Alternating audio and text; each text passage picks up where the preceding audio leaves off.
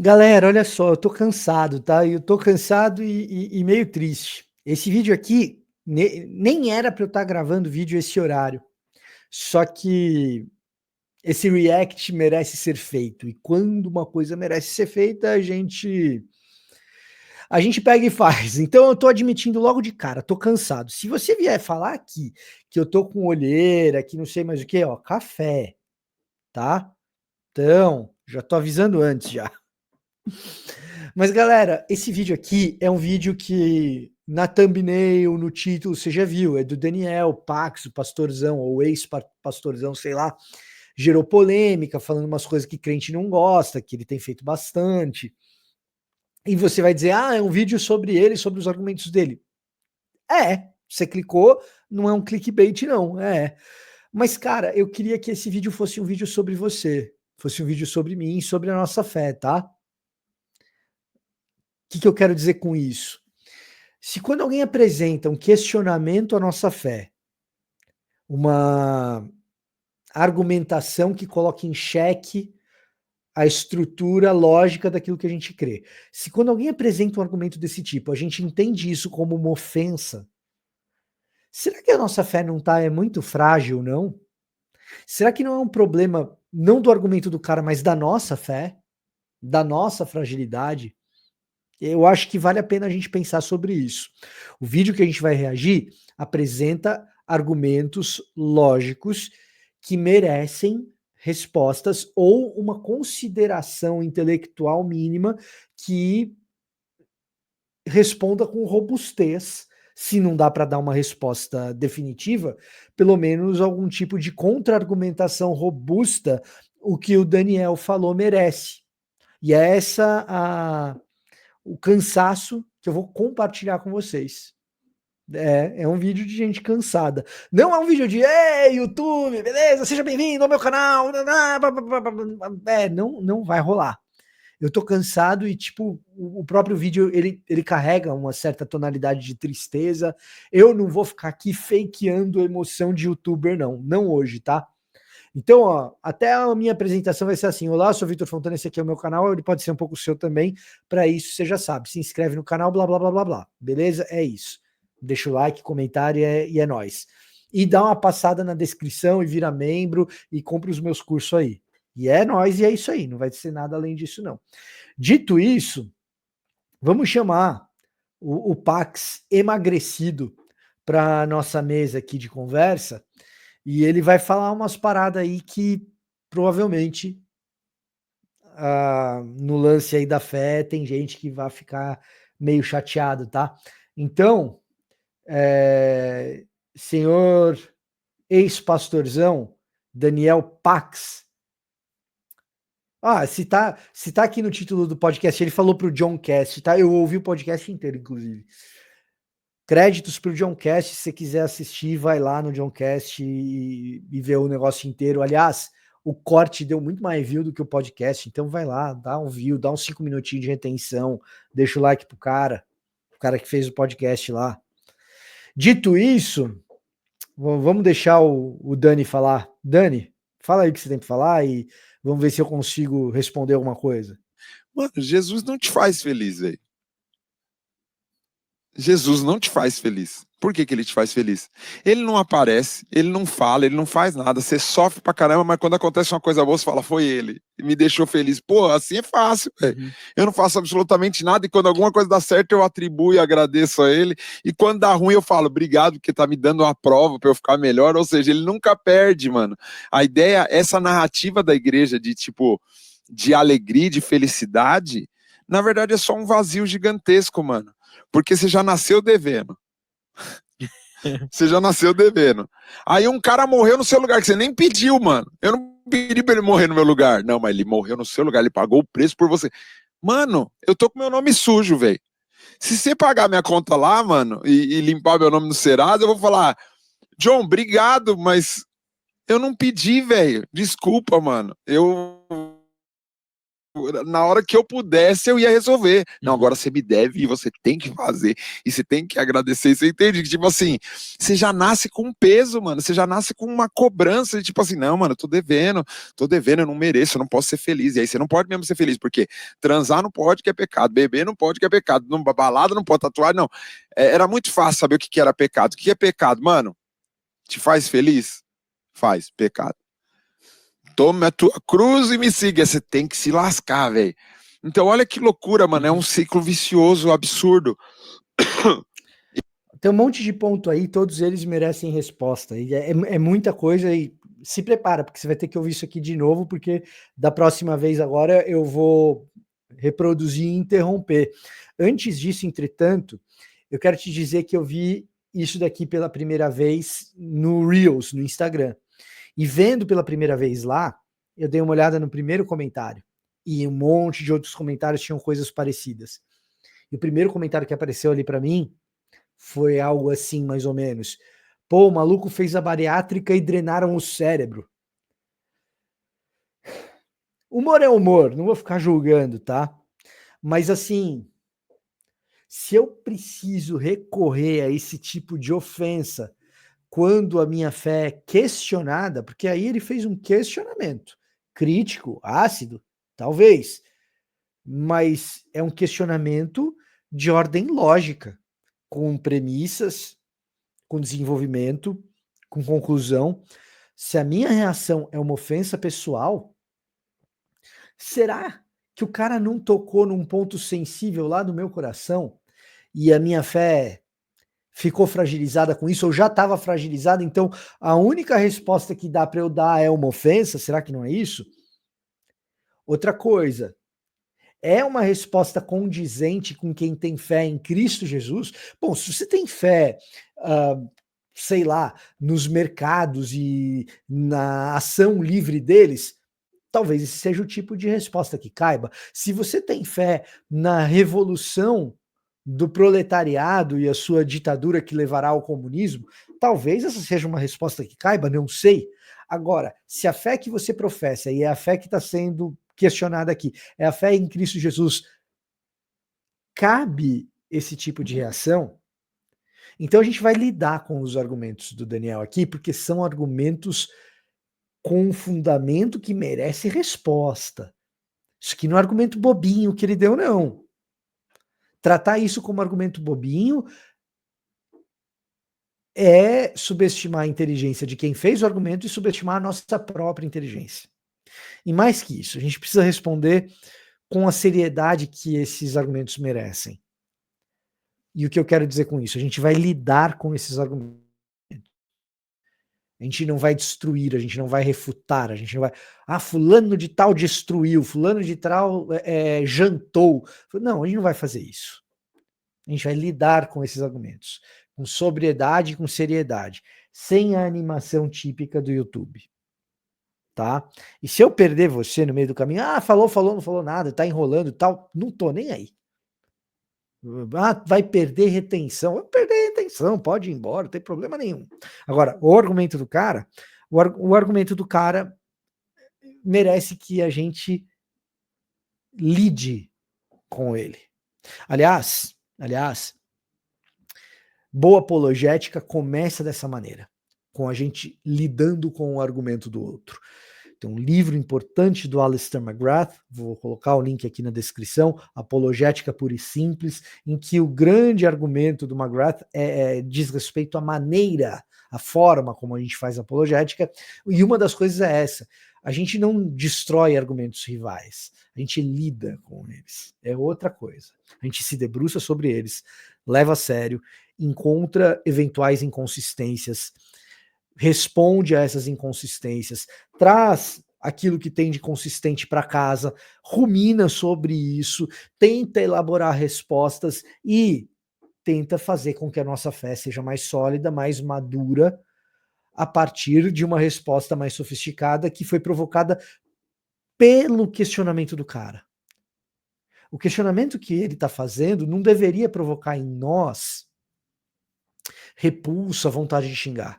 Deveria provocar em nós um desejo de lidar com ele.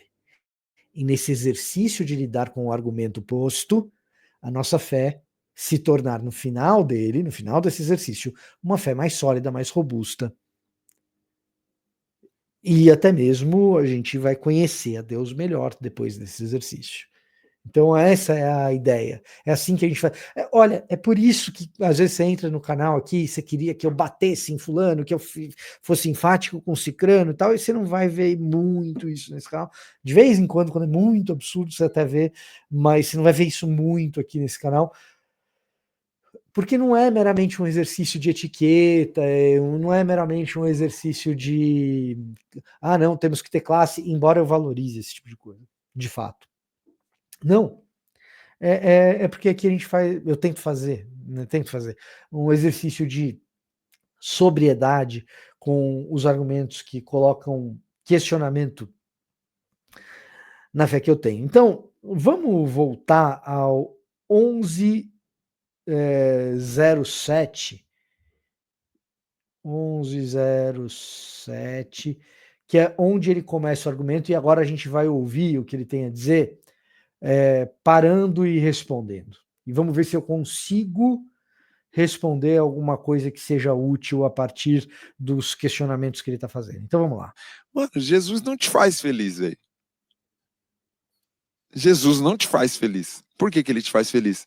Ele não aparece, ele não fala, ele não faz nada. Você sofre pra caramba, mas quando acontece uma coisa boa, você fala, foi ele. E me deixou feliz. Pô, assim é fácil, velho. Eu não faço absolutamente nada e quando alguma coisa dá certo, eu atribuo e agradeço a ele. E quando dá ruim, eu falo, obrigado, porque tá me dando uma prova pra eu ficar melhor. Ou seja, ele não... Ou seja, ele ganha nos dois cenários, né? É um baita de um argumento.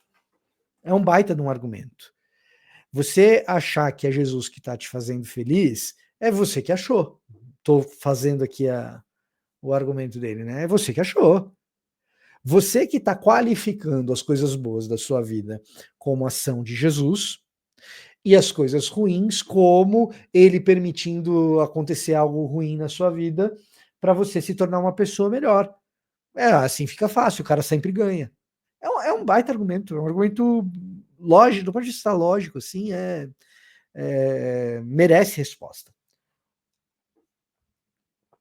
E eu queria começar com o que ele está falando aqui, olha, ele nunca aparece, ele não está lá, e quando uma coisa boa acontece na sua vida, você atribui a ele. Cara, eu começaria dizendo o seguinte, Jesus te faz feliz se quando ele aparece, tá? Se quando ele aparece, nessas aparições dele, o resultado é você feliz com o que você viu a respeito dele e das coisas que ele faz. Vou explicar melhor o que eu estou querendo dizer. Se a minha espiritualidade, se a sua espiritualidade for baseada nas circunstâncias que me cercam, e essas circunstâncias, quando boas, eu atribuo a Jesus, quando más, eu atribuo ao diabo ou atribuo a Deus permitindo para que o melhor aconteça na minha vida, Daniel Pax ganhou o argumento. Se é isso, Daniel Pax ganhou o argumento. Essa é uma fé absolutamente vazia. Essa é uma fé absolutamente vazia. É simplesmente a gente colocando rótulos de Deus e Jesus nas coisas das nossas vidas. Entretanto, se o nosso encontro com Jesus se dá por meio de um exercício responsável de oração e leitura das Escrituras, e ao ler as Escrituras, nós encontramos ali uma revelação que nos completa, que nos preenche, que faz com que a vida tenha mais sentido, que faz com que a gente deseje mais por esses encontros. Aí Jesus está me fazendo feliz. Jesus não está me fazendo feliz quando eu passo no vestibular. E quando eu não passo, vou contar da minha história aqui, tá? Então, quando eu prestei vestibular para Casper Libero, para Unicamp e para USP. Aí eu passei na Casper Libero e passei na Unicamp, não passei na USP. Aí eu fico feliz quando vem a notícia que eu passei na Casper Libero, fico feliz quando vem a notícia que eu passei na Unicamp e fico triste quando passei na USP. Essas vezes foram Jesus me fazendo feliz, porque são as circunstâncias, né? Então foi ele que me fez passar. E não passei na USP, foi Jesus me treinando para eu ser uma pessoa melhor. Daniel Pax ganhou o argumento, sou só eu rotulando as coisas. Agora, se no lugar disso, o que existe é uma experiência real com Jesus, a partir daquilo que ele revelou sobre si nas Escrituras, e nessa experiência a minha vida se torna mais completa, tem mais sentido, a vida passa a ser melhor por causa disso, independentemente de circunstâncias, como diz o apóstolo Paulo na carta aos Filipenses: olha, eu sei estar na fartura, nos grandes banquetes, e eu sei estar na pior. Tudo posso naquele que me fortalece. Porque ele encontra essa alegria, essa felicidade no sentido do que a ressurreição produziu na vida dele, na figura de Jesus e quem Jesus é. Opa, a pessoa que Jesus é faz com que a minha vida tenha sentido e me enche de alegria ver essa pessoa e querer imitar essa pessoa. Opa, aí Jesus pode me fazer feliz. E se a crítica do Daniel é uma crítica à vida do crente médio, olha, eu vou dizer que eu concordo com ele, viu? Porque o crente médio, ele vive nessa parada. As coisas boas foi Deus que me deu. Ah, minha conquista, esse carro pertence ao Senhor. E as coisas ruins, ou é o diabo, ou é o plano de Deus para sua vida ser melhor. A felicidade do crente não pode estar nessas coisas, não, cara. Jesus só te faz feliz se você fica feliz quando você se maravilha com quem ele é. E se eventualmente ao ler o texto e ao ter as experiências de oração e comunitárias, de vida de igreja e de ministério, se eventualmente isso não está te fazendo feliz, aí a gente precisa conversar. Se essa fé faz sentido mesmo, ou se a gente não está entendendo alguma coisa errada, se você não está entendendo alguma coisa errada. Mas Jesus precisa ser um fim em si mesmo. Senão ele está certo. Se não for, o Dani está certo, tá? Mas ele falou mais coisa aqui que merece resposta. Nunca perde, mano.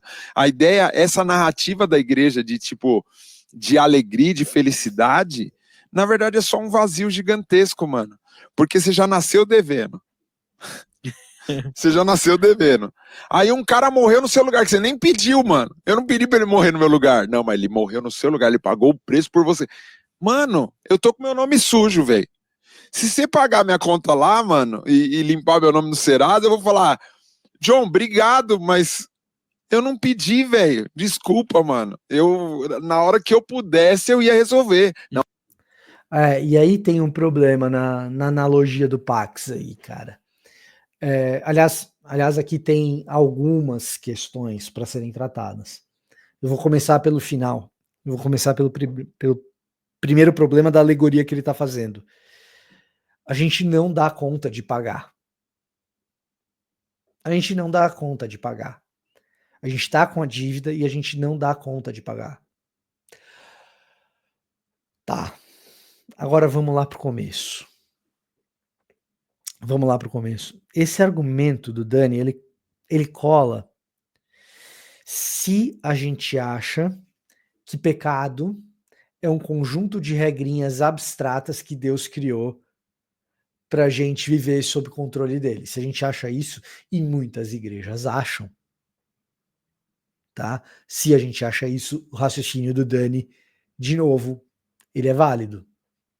Agora, se pecado é a crueldade com o outro, aí a história muda de figura. porque aí a gente está num saldo devedor que a gente não consegue pagar. Se pecado é algo concreto que prejudica a vida de outras pessoas, é diferente de um conjuntinho de regras abstratas que Deus, morando nas nuvens, inventou para controlar a humanidade. Tá? Isso é uma ideia de pecado. Outra coisa é achar que pecado é aquilo que destrói a experiência de um mundo criado originalmente bom. Ah, aí é outra coisa. Que é a versão bíblica do que é pecado. Se pecado é a crueldade em relação ao próximo, em relação ao outro, aí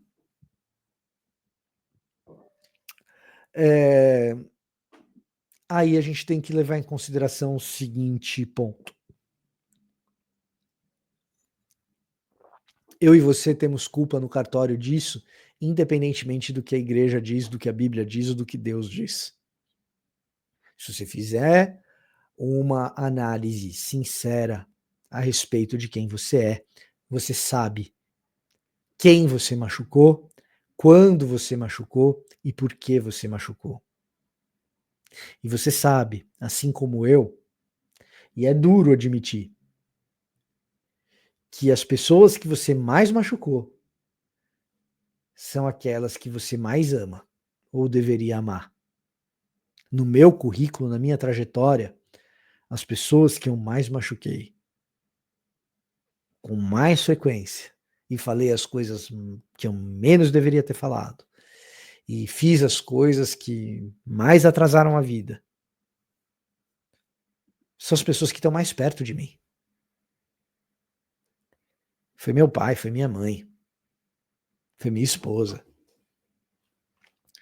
Então, se pecado é algo concreto e não uma abstração, e não uma regrinha fantasmagórica que Deus inventou nas nuvens para controlar os seres humanos, não, se pecado é aquilo que estraga a experiência de um mundo que foi criado originalmente bom e que a gente experimenta ruim, corrompido. Se pecado é essa coisa concreta, então a gente tem que admitir que, independentemente da igreja ou da narrativa, a gente tem culpa no cartório. A gente tem culpa no cartório. E a gente não consegue pagar essa dívida. Então, alguém paga no nosso lugar? Não é só isso. O evangelho não é só isso. O evangelho é uma história de conserto de um mundo que foi criado originalmente bom e que é corrompido pelo nosso pecado e pela nossa crueldade, que faz com que a experiência de mundo das outras pessoas seja pior e que a nossa própria experiência de mundo também seja pior. Então o evangelho vai dizer o quê? Que um Deus amoroso que cria um mundo originalmente bom, não cruza os braços diante de uma humanidade que, com a sua liberdade, exerceu essa liberdade estragando esse mundo. Outro livro interessante para ler nesse sentido é Deus, a Liberdade e o Mal, do Alvin Plantinga, filósofo cristão importante.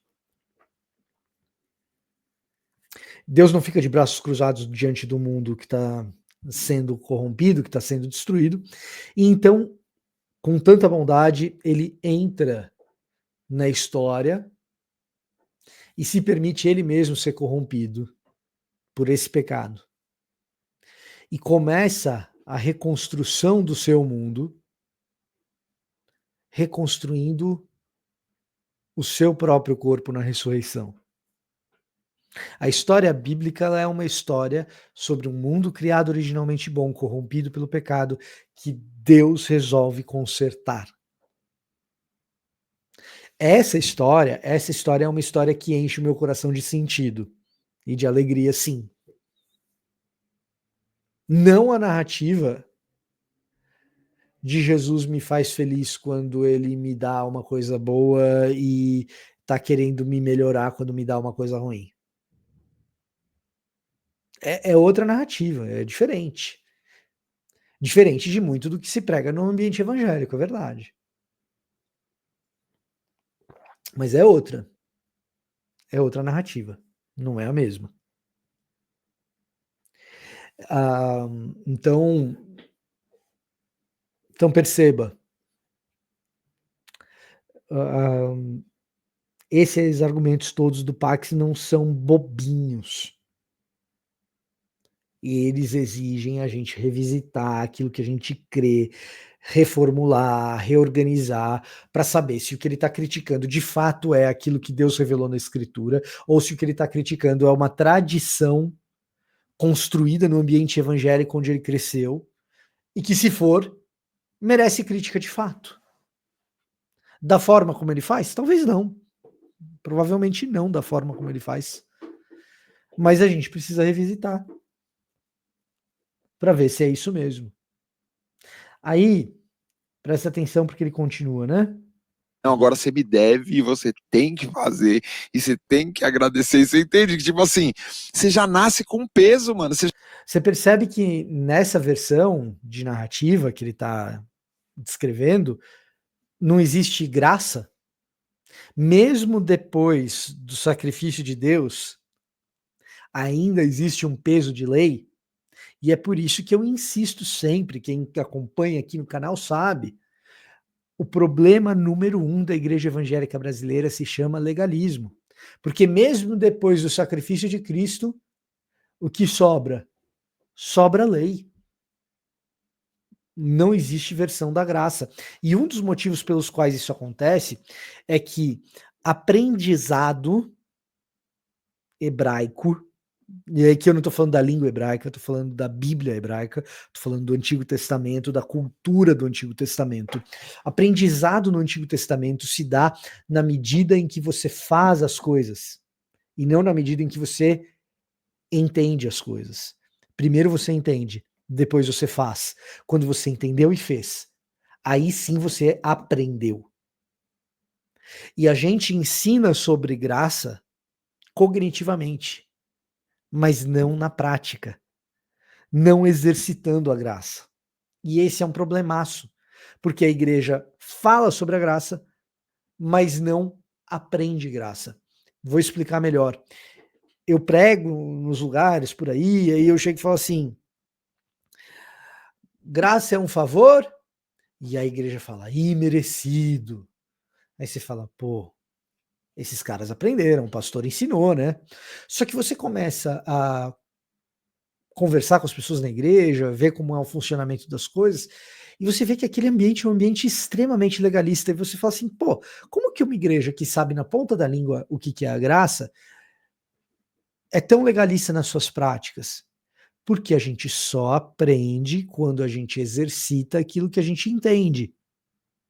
Então, uma igreja que não é graciosa nas suas práticas não aprenderá de fato o que é graça. Na medida em que a gente favorece imerecidamente outras pessoas, a gente começa a ser mais gracioso. E exercitando graça, a gente começa a aprender o que é graça. Então, para aprender, a gente precisa fazer. Agora, essa versão que ele aprendeu do evangelho não tem graça. E se não tem graça, ninguém vai ser feliz mesmo. Infelizmente, tem muita igreja que ensina desse jeito. Você foi alcançado por Cristo, então você tem que enche o cara de leis e de regulamentos e de enfim. Ah, Vitor, então não tem lei, não tem regulamento, não tem pecado? Volta no vídeo no que eu estava falando. Pecado é aquilo que torna a experiência do outro deste mundo uma experiência corrompida. Então, pecado existe, ou se existe. Claro que existe. Quando você rouba alguém, a experiência daquela pessoa de mundo é uma experiência pior, quando você engana, quando você ludibria, quando... Você sabe, eu não preciso te dizer. Adão comeu do fruto do conhecimento do bem e do mal. Você sabe aquilo que é ruim para o outro, para si mesmo. Eu não preciso te dizer. É claro que existe pecado. É claro que é necessário arrependimento. Eu vou negar isso agora? Jamais. Entretanto, afirmando que essas coisas são claras, eu preciso também deixar claro, preciso também deixar evidente que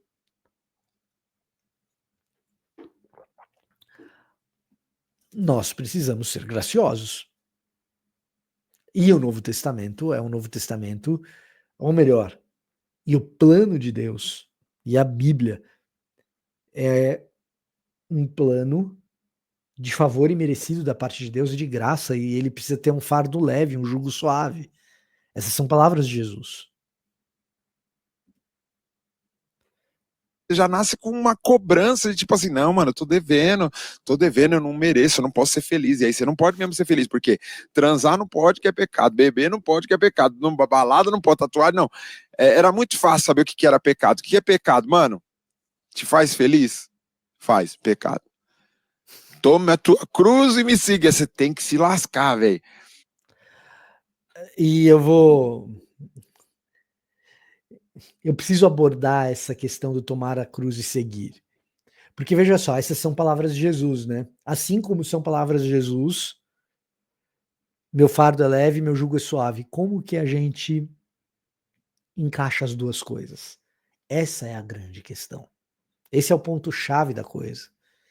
Como é possível que o fardo seja leve e o jugo suave se a gente está tomando uma cruz e seguindo? Como que a gente conjuga essas duas coisas?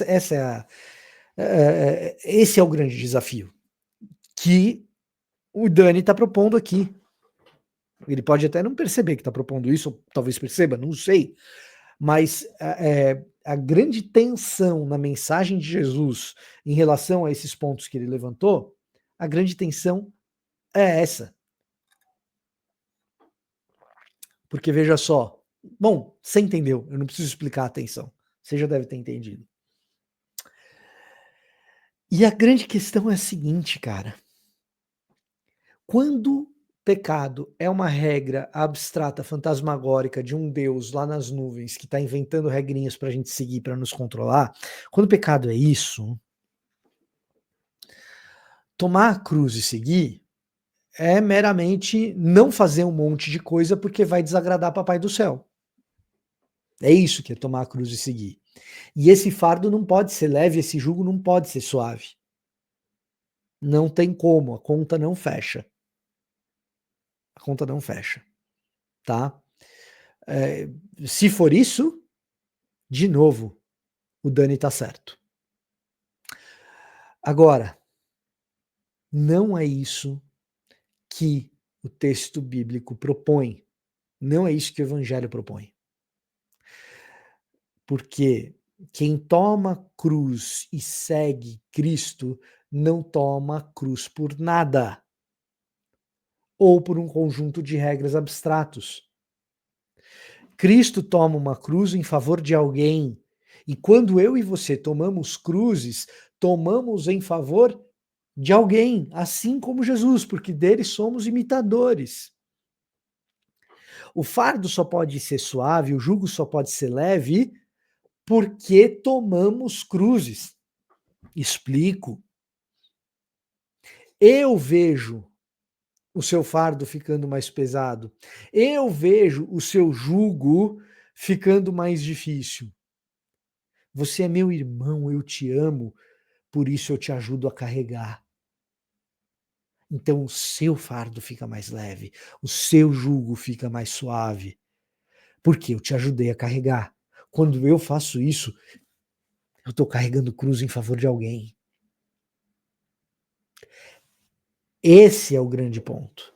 E é isso que pode fazer alguém ser feliz no evangelho, mesmo carregando cruz, porque voluntariamente, por amor a outro, A gente escolheu carregar o que era do outro. E esse tipo de mensagem me dá sentido de vida. E esse tipo de mensagem reflete ressurreição.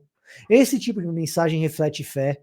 Esse tipo de mensagem faz com que o Cristo das letras e do evangelho viva no concreto e na vida real, faça a vida ter sentido e confira de fato alegria para alguém. Aí a gente está falando de alegria verdadeira.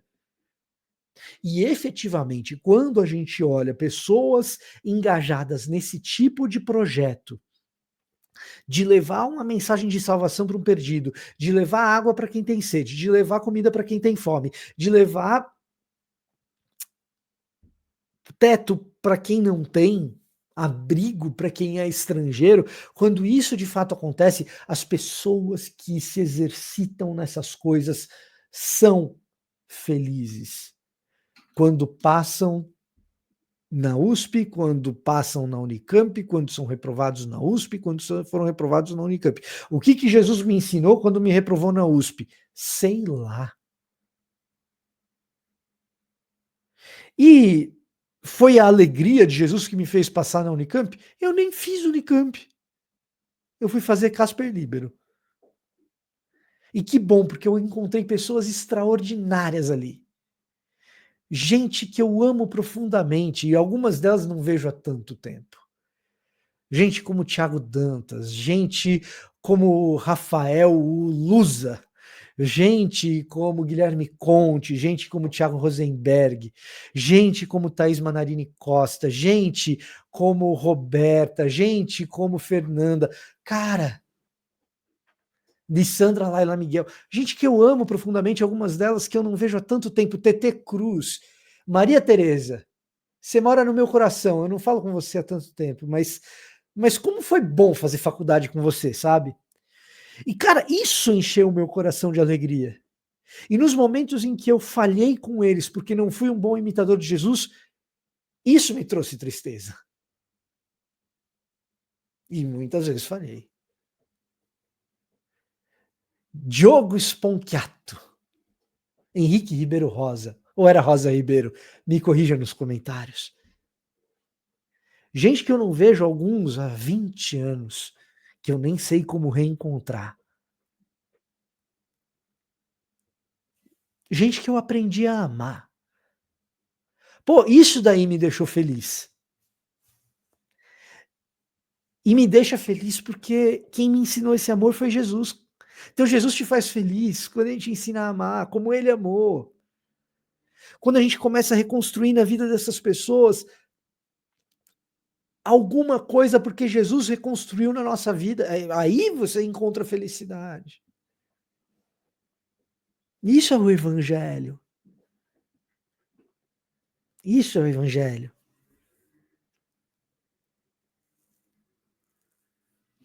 É boa notícia que a gente proclama onde a gente vai. E então esse tipo de questionamento que o Dani faz não me deixa bravo com ele, mas faz com que eu precise articular melhor aquilo que eu creio para que isso faça mais sentido. Isso é verdadeira apologética. Isso é apologética que Alistair McGrath ensina. Link na descrição. Apologética pura e simples. E Alvin Plantinga também vai estar lá. Então a gente não devia xingar o cara. Agradece o cara. Fala, Dani, discordo de tudo que você falou, mas o que você falou fez a minha fé ser mais madura. Caramba. Aliás, é isso. Dani, obrigado, mano. Discordo de tudo que você falou e eu espero genuinamente que você tenha um encontro com Jesus Cristo que te faça feliz. Mas eu te agradeço porque você fez a minha fé ficar mais madura. É esse o lance. Quem carrega a cruz em favor de alguém. E ao carregar em favor de alguém, a gente faz o fardo dessa pessoa ficar mais leve. O jugo ficar mais suave. E o que a gente encontra nesse caminho é alegria. Para encerrar esse vídeo, eu queria ler a mensagem do meu amigo Diego Caragulian, pastor na Igreja Ponte, lá em Recife, que nasceu com uma má formação no tórax, passou por uma cirurgia para colocar umas hastes de titânio ali, e cara, sofreu com essa cirurgia e pegou uma infecção, e foi aniversário dele esses dias, e ele escreveu o seguinte sobre a situação dele lá no hospital. Ontem foi o mais improvável, inusitado e indesejado aniversário que já passei. Poderia dizer que foi o pior, pois ninguém quer passar seu aniversário num quarto de hospital. Mas o interessante e ao mesmo tempo contraditório é que foi nesse pior aniversário que eu recebi a maior chuva de amor em toda a minha vida. Deus gosta de mostrar do seu amor e graça através das contradições. Às vezes, nos piores momentos, reconhecemos as melhores coisas. Nas piores dores, recebemos os maiores amores. Nos piores cenários, recebemos os melhores abraços. Ontem foi assim para mim. No meu pior, recebi o que tenho de melhor. Amor da minha família, amigos e das incontáveis mensagens que recebi de irmãos e irmãs queridas da minha igreja e de outras tantas igrejas. É no pior que o melhor se torna mais evidente. E foi nesse meu pior aniversário que eu reconheci que sou extremamente rico. Obrigado, Senhor. Veja só como isso é sutilmente diferente daquilo que o Dani colocou no começo da palavra dele. Eu poderia rotular isso daqui como um jogo de ganha-ganha da parte de Jesus. Simplesmente eu estou colocando um rótulo. Olha só, na minha pior, Jesus me amou e por isso eu sou feliz. Isso seria verdade. Não fosse o fato de que as mensagens que ele recebeu, que o Digo recebeu, foram concretas, de gente que fez isso porque ama Jesus, de gente que fez isso porque encontrou na mensagem de Jesus uma mensagem que diz: você é feliz quando você compartilha com alguém e quando você toma as dores de alguém, quando você sente a dor de alguém, quando você carrega a sua própria cruz. É assim, com mensagens concretas e verdadeiras de alguém que foi motivado por causa da mensagem do evangelho a fazer o dia de alguém melhor, que o dia de alguém foi efetivamente melhor. E então a dor não passou, mas ele está mais feliz. E isso não é vazio. Isso é Deus se fazendo presente no meio da dor. Esse era o meu recado para hoje. Eu vou ficando por aqui. E até a próxima.